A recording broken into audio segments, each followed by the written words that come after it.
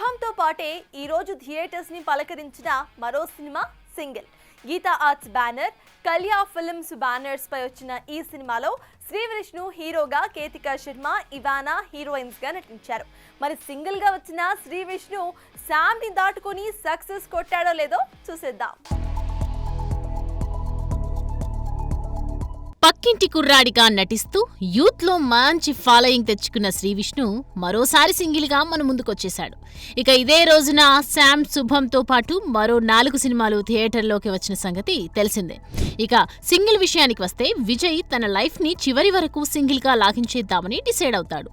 ఈ క్రమంలో అతడెందుకు అలా సింగిల్ గా ఉండటానికి డిసైడ్ అయ్యాడో చెబుతూ ఓ ఫ్లాష్ బ్యాక్ ఓపెన్ అవుతోంది. అందులో పూర్వతో అతడిలా లవ్ లో పడ్డాడో, ఎలా బ్రేకప్ అయిపోయి సింగిల్ గా ఉండేందుకు డిసైడ్ అవుతాడో క్లియర్ గా చూపిస్తాడు డైరెక్టర్ కార్తిక్. ఫస్ట్ హాఫ్ లో తనదైన కామెడీతో అదరగొడతాడు శ్రీ విష్ణు. ఫస్ట్ హాఫ్ మొత్తం కామెడీగానే నిండిపోతుంది. ఇక శ్రీ విష్ణు, వెన్నెల కిషోర్ కామెడీ టైమింగ్ కు థియేటర్ మొత్తం గొల్లుమంటోంది. కేతికా రోల్ డిజైన్ చేసిన విధానం పర్లేదు కానీ పూర్వాగా కేతికా నటించిన తీరు ఏ కోసానా మెప్పించదు. లాజిక్లతో సంబంధం లేకుండా ఈ సినిమాను చూడాలనుకుంటే మాత్రం ఆడియన్స్ కి ఫుల్ టైం పాస్ అనే చెప్పాలి.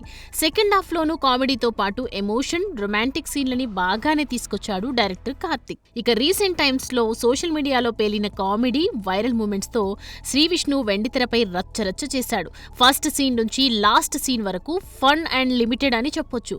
ఇక డైలాగ్స్ తో చెడుగుడు ఆడాడు శ్రీ విష్ణు. అయితే ఇదే సమయంలో సెకండ్ హాఫ్ ను హ్యాండిల్ చేయటంలో, ముఖ్యంగా హీరోయిన్లను డీల్ చేయటంలో గాడి తప్పాడు డైరెక్టర్.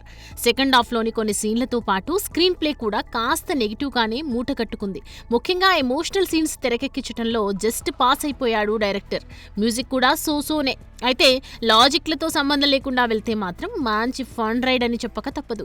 దీన్ని బట్టి సింగిల్ గా వచ్చిన మంచి మార్కులతోనే పాస్ అయ్యేలా కనిపిస్తున్నాడు Shri Vishnu. For more videos like this, subscribe Big TV channel.